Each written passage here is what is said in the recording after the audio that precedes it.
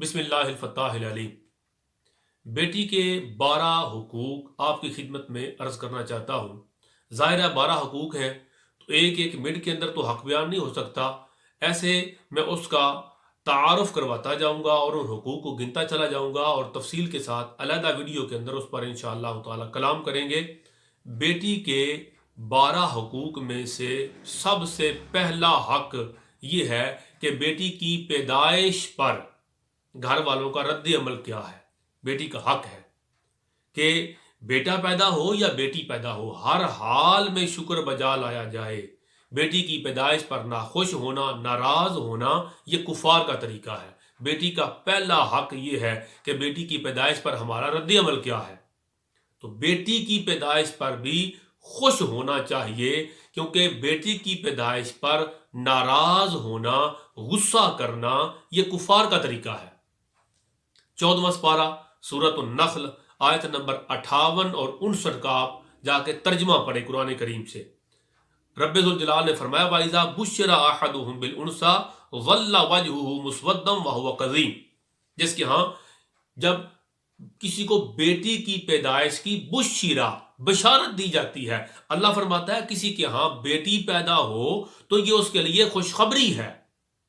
और जब किसी को बेटी की पैदाइश की खुशखबरी दी जाती है, कुरान फरमाता है तो बिल उनसा बेटी की पैदाइश की खबर सुनकर वल्ला वजहुहु मुस्वद्दा, उसका मुंह काला हो जाता है गुस्से से, वहुवा कज़ीम, और वो जलाल में आ जाता है, गुस्सा करता है। तो बेटी पैदा हो और बंदा गुस्से में आ जाए और उसका चेहरा काला हो जाए तो कुरान फरमाता है ये काफरों का तरीका है। तो बेटी का पहला हक ये है कि बेटी की पैदाइश पर रद्द अमल खुशगवार दिया जाए। ये बेटी का पहला हक है। नंबर 2, बेटी का दूसरा हक है उसके कान में अजान दी जाए।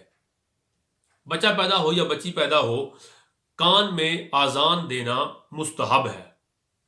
बच्चे या बच्ची के दाएं कान में फजर की अजान पड़ी जाएगी और उसके बाएं कान में अकामत यानी तकबीर पड़ी जाएगी।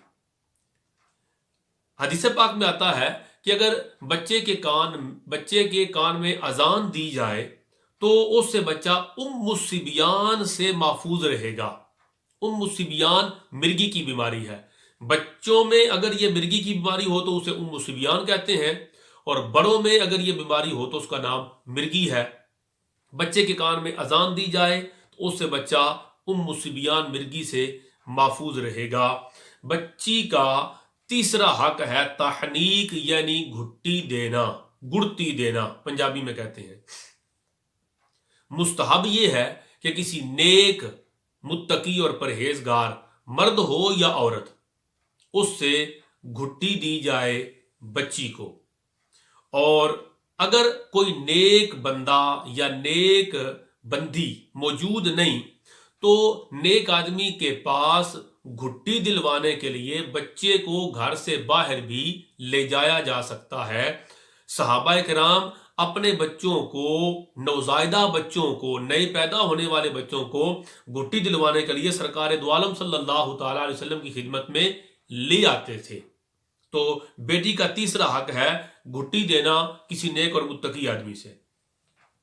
बेटी का चौथा हक है अच्छा नाम रखना, यानी ये पहला तोहफा है जो वालिदैन की तरफ से बेटी को दिया गया, इसलिए कि इसी तोहफे के साथ उसे दुनिया में पुकारा जाएगा, इसी तोहफे के साथ उसे क़यामत के दिन पुकारा जाएगा।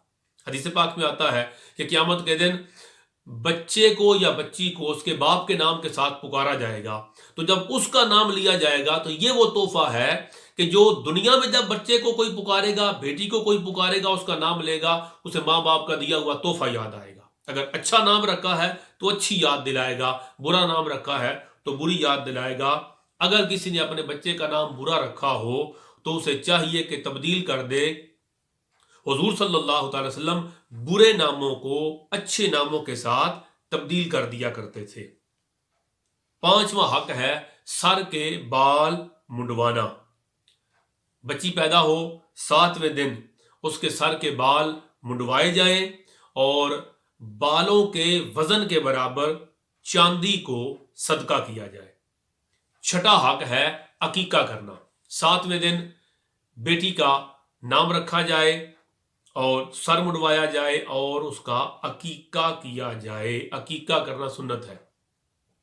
حدیث پاک میں آتا ہے کہ بچہ اپنے عقیقے میں گروی ہے. عقیقے کی اہمیت، بچہ یا بچی اپنے عقیقے میں گروی ہے. مطلب کیا کہ بچے کا جب تک عقیقہ نہ کیا جائے اس کو والدین کے حق میں شفاعت سے روک دیا جائے گا. یعنی بچہ اگر نابالغ بچہ بچی فوت ہو جائے تو نابالغ بچے جو ہیں وہ اپنے والدین کی شفاعت کریں گے. تو اگر ان کا عقیقہ نہیں کیا گیا اور بندہ افورڈ کر سکتا ہے پھر بھی عقیقہ نہیں کیا تو اس کو والدین کی شفاعت سے روک دیا جائے گا. چھٹا حق ہے عقیقہ کرنا. ضروری نہیں کہ بکرا بکری ہو، بلکہ جو افورڈ نہیں کر سکتا وہ عید قربان، عید الاضحیٰ پر بڑی قربانی کے اندر اگر ایک حصہ عقیقے کا ڈال دے تو اس سے بھی عقیقہ سنت کے مطابق ہو جائے گا. یہ عمل، یہ عبادت، یہ سنت ادا ہو جائے گی اور اس کو پورا پورا ثواب ملے گا. تو زیادہ رزق آنے کا انتظار نہیں کرنا چاہیے بلکہ بچوں کو عقیقہ کر دینا چاہیے. بکرا بکری نہ ہو تو بڑی قربانی کے اندر ایک حصہ ملا دیا جائے. بیٹی کا 7واں حق ہے رزق حلال کھلانا. بچوں کو رزق حلال کھلائیں گے وہ بڑے ہو کے نیک بنیں گے. حرام کا رزق کھلائیں گے اور وہ بڑے ہو جائیں اور پھر والدین کی نافرمانی کریں. اللہ رسول کی تو کریں گے. والدین کو جب دکھ تکلیف دیتے ہیں تو پھر والدین کہتے ہیں میں نے فلاں بھی نیکی کی تیرے ساتھ، فلاں جداد بنائی، میں نے یہ کیا وہ کیا. اب جو حرام کھلایا ہے تو اس میں حلال لوگوں والی صفات پیدا نہیں ہوں گی.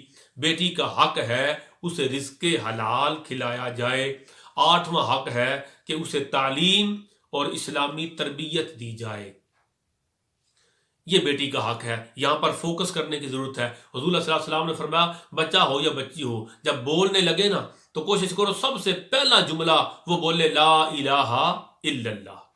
بچہ پہلا جملہ بولے لا الہ الا اللہ. اللہ کے نام سے وہ بولنے کا آغاز کرے. اس لیے کہ بچپن کی عادتیں پھر کامی چھوٹتی ہیں. بچپن سے اس کا ماحول اسلامی رکھا جائے جو اللہ رسول کو پسند ہے. اسے فرض علوم سکھائے جائے، قرآن اور سنت سکھایا جائے، حلال حرام کی تمیز دی جائے. یہ جو بنیادی اسلامی تربیت ہے، اسلامی تعلیم ہے، یہ بیٹی کا بنیادی حق ہے. 9واں حق ہے بیٹی کا کہ بیٹے اور بیٹی کے درمیان فرق نہ کیا جائے، مساوات رکھنا. 9واں حق ہے مساوات. حدیث پاک میں آتا ہے جس کی ہاں بیٹی پیدا ہو اور وہ نہ تو اسے زندہ دفن کرے، نہ بیٹی کو حقیر سمجھے، نہ بیٹی پر بیٹے کو فضیلت دے، اللہ تعالیٰ اسے جنت میں داخل فرمائے گا. یہاں بتا دیا کہ بیٹے کو فضیلت نہ دے بلکہ بیٹے اور بیٹی کو ایک جیسا سمجھے، یعنی دونوں کی پرورش میں مساوات رکھے. اولاد بیٹے بیٹی کے ساتھ حسن سلوک میں، ان کے ساتھ محبت کے اظہار میں، ان پر خرچ کرنے میں، اور بیٹی اور بیٹی کو تحفہ دینے میں، ہبہ کرنے میں، گفٹ دینے میں، عطیہ دینے میں مساوات برقرار رکھے. ایک جیسا خرچ کرے بیٹا ہو یا بیٹی، یہ ہے مساوات. ایک صحابی ہیں حضرت نعمان بن بشیر، وہ کہتے ہیں کہ میرے والد صاحب نے مجھے تحفہ دے دیا. حضرت بشیر بیوی کہہ رہی تھی کہ میرا فلاں بیٹا ہے، تم اسے فلاں باغ دے دو. حضرت بشیر کہتے ہیں ٹھیک ہے میں نے دے دیا. وہ کہتی ہے نہیں، آقا علیہ الصلوۃ والسلام کو گواہ بناؤ کہ تم نے میرے فلاں بیٹے کو فلاں باغ گفٹ کر دیا ہے. کہتے ہیں ٹھیک ہے. حضرت بشیر آقا علیہ السلام کی خدمت میں حاضر ہوئے. عرض کی سرکار میری بیوی کہتی ہے کہ فلاں بیٹے کو گفٹ کرو فلاں باغ اور آپ کو گواہ بناؤ. تو سرکار آپ گواہی دیں.